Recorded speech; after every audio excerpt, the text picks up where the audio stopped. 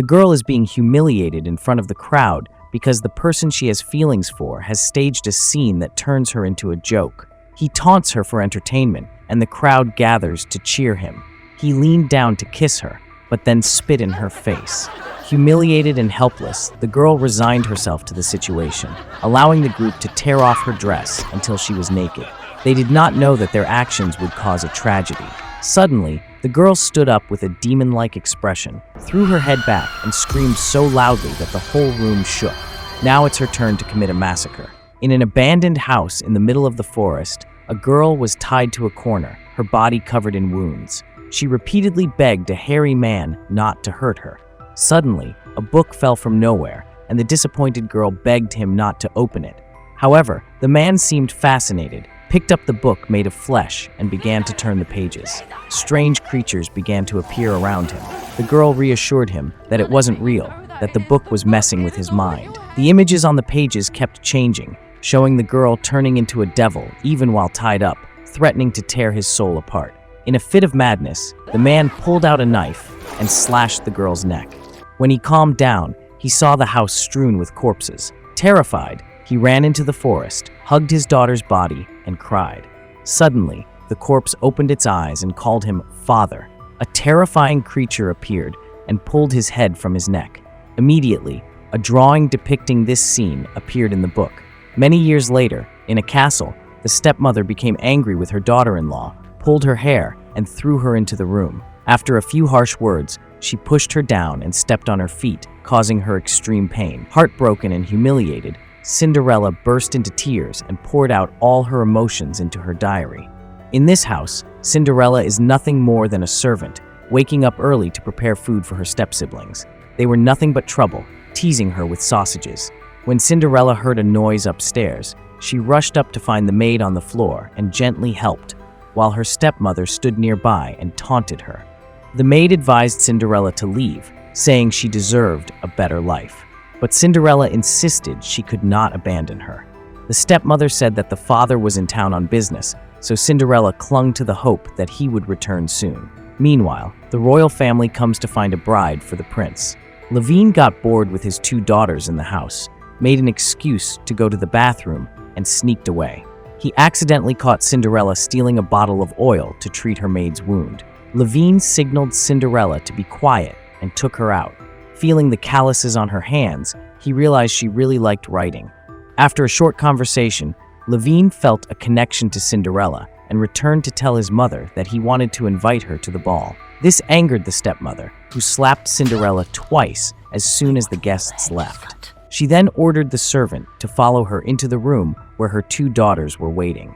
Following their mother's orders, they grabbed the maid's arms, dragged her to the table, and tied her up. The old wound has not healed. Now she has to endure new beatings. She could only scream in pain and beg for mercy. But the stepmother did not show sympathy, used a whip to beat her, and insulted her. Hannah stuffed a rag into Anya's mouth, then began torturing her with a hook. The maid's groans of pain were heartbreaking. Cinderella was outside writing in her diary when her stepsister came looking for her. "Hey Cinderella, Mom is calling." Cinderella entered the room and burst into tears when she saw Anya. The stepmother ordered her to use a hot iron to end the maid's suffering. So scared that she burst into tears, Cinderella could barely look down. Anya begged her to stop the pain. Cinderella promises to take care of Anya's son, then musters the courage to deal a fatal blow. The horror caused Cinderella to collapse to the floor. Her stepmother loudly ordered her to clean up the body. Later, Ingrid questions the prince about inviting Cinderella to the party. It seems like they were in a relationship before. Levine assured her that he intended to marry Ingrid and that inviting Cinderella was just for fun. Inside, Cinderella was diligently wiping away the blood when she heard the boy outside calling for his mother. She remained silent until he left before burying the body. During this time, she accidentally found a strange book. Meanwhile, Ingrid, uneasy about Cinderella's relationship with the prince, discusses with her sister a plan to ruin Cinderella's chances of joining the royal family. One of them mentioned Cinderella's diary with a sly smile.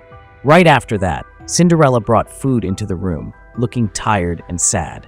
As she turned to leave, her stepmother called her back, telling her to sit down and eat as a reward for her obedience. While the three of them toasted, Cinderella said a silent prayer and placed a piece of meat on her plate, asking where Morris was. The stepmother recounts the familiar story of him going to town with no return date. Suddenly, a living liver appeared in front of Cinderella, causing her to scream in horror. Horrifying images filled her mind. She saw the maid lying on the dining table and immediately ran back to her room, frantically writing in her diary. She had just begun to write when her stepsister entered, feigning concern, and revealed that the prince intended to choose her as his bride. Innocently, Cinderella was overjoyed and got out of bed to get the shoes her father gave her. The stepsister took this opportunity to steal the diary and hide it. That night, Cinderella has a nightmare. A ghost appears in the mirror, thanking her for summoning it and offering to solve all her problems. Confused, Cinderella was extremely scared when that figure approached and woke up startled. Ingrid, who was standing in the room, greeted her, pretending to be friendly and talking about the prince. Still shaking, Cinderella forced a smile. As Ingrid leaves, Cinderella picks up the strange book, but the ghostly images it evokes make her quickly close it. As the time for the royal ball approaches, stepmother and her daughters are preparing their costumes. Lacking suitable clothes, Cinderella wore whatever her stepsister gave her. Seeing this, the stepmother immediately harshly criticized Cinderella. Cinderella felt humiliated when she realized she was just a joke to her stepsisters. She decides not to go to the party and angrily asks where her stepmother Morris is. The stepmother growled like a mad dog and said that Morris had gone to town to look for her, just like Cinderella's father did when he went into town on business. Understanding her stepmother's intentions, Cinderella became agitated. Her stepmother immediately slapped her, causing her to fall to the ground, then kicked her in the stomach and told her daughters to prepare for the party. Cinderella returned to her room in pain and cried on her bed all day. As night fell, Cinderella remembered the book. She got out of bed, lit a candle, and began turning the pages. Suddenly, the candles went out, the room became dim, and strange creatures appeared, scaring Cinderella. Summoning her courage, she faced the fairy godmother, who looked more like a demon than a fairy. The fairy godmother said she was here to grant Cinderella 3 wishes. Worried, Cinderella whispers her deepest wish, to dance with the prince. Immediately, the fairy godmother dressed her in a beautiful outfit. Excited, Cinderella runs down the stairs, but the fairy godmother stops her, warning that everything will return to normal when the clock strikes midnight. Cinderella nodded to show understanding, then picked up her dress and ran to the carriage. At the ball, she immediately attracted the attention of the prince. Her stepmother approached her and threatened, "You will pay for this when we get home." But Cinderella now confidently replied, "I will be the king's wife."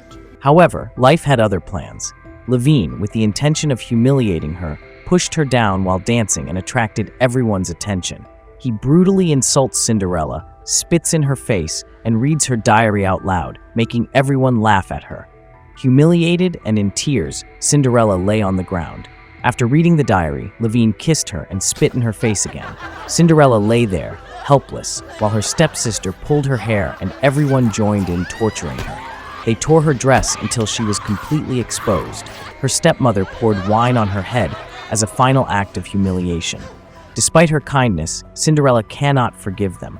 When the fairy godmother asked for her second wish, Cinderella immediately desired revenge, willing to pay any price.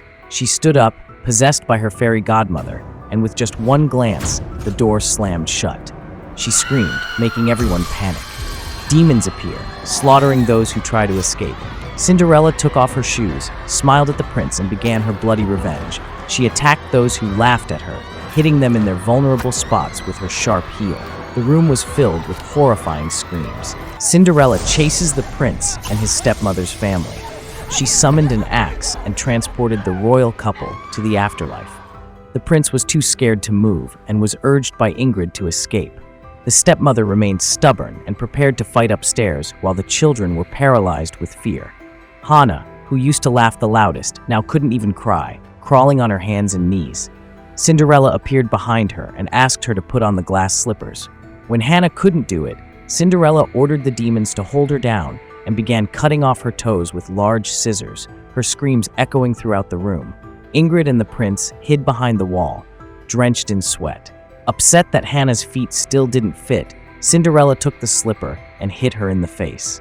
After dealing with Hannah, Cinderella smiled evilly and wondered, Who is next? Meanwhile, Levine urgently needs to change his pants.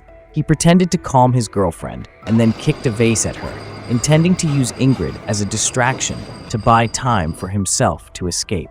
As expected, Cinderella heard the noise and slowly approached. Ingrid pressed herself against the wall, covering her mouth to avoid making a sound, but the suspense was tense. Just as Ingrid was holding her breath and peeking, Cinderella suddenly appeared behind her and hit her in the face with her shoe. Ingrid tried to crawl away, but to no avail. Cinderella attacked her relentlessly until she stopped breathing. The prince was now cowering like a scared dog. Suddenly, he heard Ingrid's voice. Thinking it was safe, Levine opened the door but was pushed away. Cinderella walked in with the shoe in her hand. Terrified, Levine blamed everything on his girlfriend. However, the figure in front of him was a fairy godmother, not an innocent Cinderella. With a wave of his hand, Levine was thrown onto the bed. Cinderella was about to tear the prince's heart to see if she was good or evil when he suddenly pushed her away. Enraged, she stood up and began strangling Levine against the wall. He retaliates by smashing a glass into Cinderella's face. This time, really angry, Cinderella used a candle to send the prince to the afterlife. The stepmother thought she had enough time to escape, but as soon as she reached the castle gate, a demon severed her vocal cords. She ran to the main street, trying to call for help. However, Cinderella caught up and used magic to blow up the carriage. The stepmother ran away into the forest, but was stopped by the fairy godmother. Realizing escape was impossible, she stood up and cursed wildly. Cinderella angrily shouted, "Go to hell!" Her stepmother immediately caught fire like a torch. When everything was over, the fairy godmother asked Cinderella to hand over her body. But Cinderella refused to become a slave again. She bowed her head in thanks and then suddenly attacked. The fairy godmother had now become the broken-headed fairy. The demons now considered Cinderella their master, bowed and followed her into the forest, disappearing in the mist. And those are the final scenes of the movie. What are your thoughts on that? Let us know in the comments below. Don't forget to subscribe and press the notification bell to watch our next movies. Goodbye, and see you next time.